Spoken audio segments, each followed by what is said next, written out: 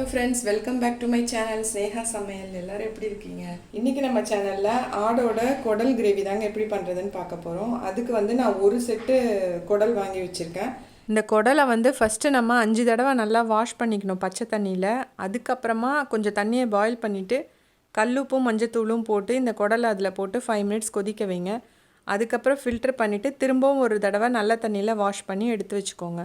இது ஏற்கனவே க்ளீன் பண்ண குடல் தான், இருந்தாலும் நம்ம இந்த மாதிரி பண்ணும்போது அதில் உள்ள பேட் ஸ்மெல்லு, அதுக்கப்புறம் எதாவது அழுக்கு இருந்தால் கூட எல்லாமே கிளியர் ஆகிடும். இந்த குடலில் நம்மளுக்கு தேவையான நிறைய நியூட்ரிஷன்ஸ் இருக்குது. அதுவும் இல்லாமல் இது உடம்பை குளிர்ச்சி பண்ணுது. வயிற்று புண், வாய் புண் எது இருந்தாலும் இது கிளியர் பண்ணுது. நம்ம இன்டெஸ்டைனில் ஏதாவது அழுக்குகள் இருந்தாலும் இந்த குடல் சாப்பிடும்போது அது எல்லாமே கிளியர் ஆகி வெளியே வந்துடும். ஜெலட்டின், ப்ரோபயாட்டிக் இருக்கிறனால நம்மளோட செரிமான சக்தியையும் அதிகப்படுத்துது. அதனால் நம்ம எல்லாருமே வாரத்தில் ஒரு தடவை இதை உணவில் செஞ்சு சாப்பிட்டா ரொம்ப நல்லாயிருக்கும். அதுவும் இல்லாமல் இப்போ மட்டனில் எப்போவுமே பார்த்தீங்கன்னா மட்டனோட சதைப்பகுதி வெளியில் இருக்கிறத சாப்பிட்றத விட அதனுடைய உள்ளுறுப்புகள் எல்லாமே ஒரு பயனை கொடுக்குது.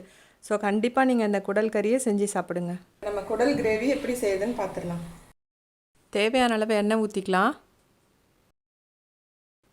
ஒரு பட்டை, ஒரு அன்னாசி பூ, 1 ஸ்பூன் சோம்பு சேர்த்துக்கலாம். 2 ஏலக்காய், 4 கிராம்பு, 20 சின்ன வெங்காயம், ஒரு பெரிய வெங்காயம் எடுத்து வச்சுருக்கேன், அதையும் சேர்த்துக்கலாம். பிரிஞ்சி இலை 2 சேர்த்துக்கலாம். 1 ஸ்பூன் இஞ்சி பூண்டு,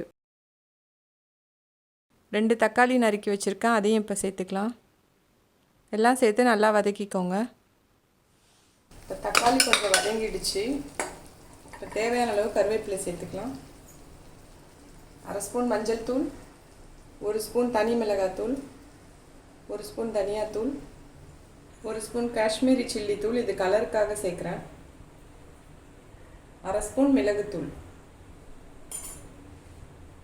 தேவையான அளவு உப்பு. இதெல்லாம் சேர்த்து நல்லா கலந்துக்கலாம். பச்சை வாசனை போகிற வரை வதக்கினா போதும். நல்லா வதங்கிடுச்சு. இப்போ நம்ம எடுத்து வச்சுருக்க போட்டியும் சேர்த்துக்கலாம்.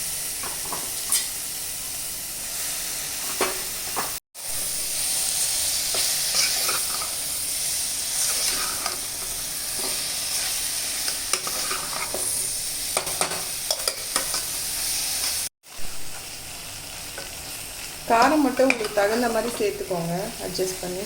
நல்லா வதங்கிடுச்சு. இப்போ தேவையான அளவு தண்ணி ஊற்றிக்கோங்க.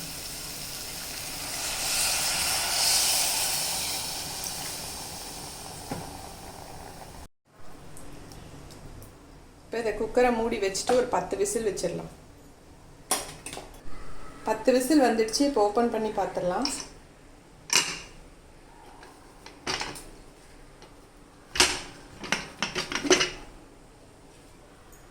கொத்தமல்லி ஆட் பண்ணிக்கலாம்.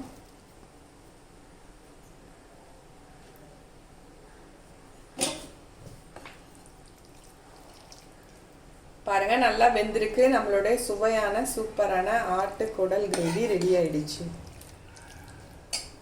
இந்த டிஷ் உங்கள் எல்லாருக்கும் பயனுள்ளதாக இருக்கும்னு நினைக்கிறேன். நீங்களும் உங்கள் வீட்டில் ட்ரை பண்ணி பார்த்துட்டு மறக்காமல் கமெண்ட்ஸ் பாக்ஸில் பதிவு பண்ணுங்கள். மீண்டும் உங்களை வேறு ஒரு டிஷ்ஷோட சந்திக்கிறேன். உற்சாகமாக சமைங்க, சந்தோஷமாக சாப்பிடுங்க. தேங்க்யூ ஃபார் வாட்சிங்.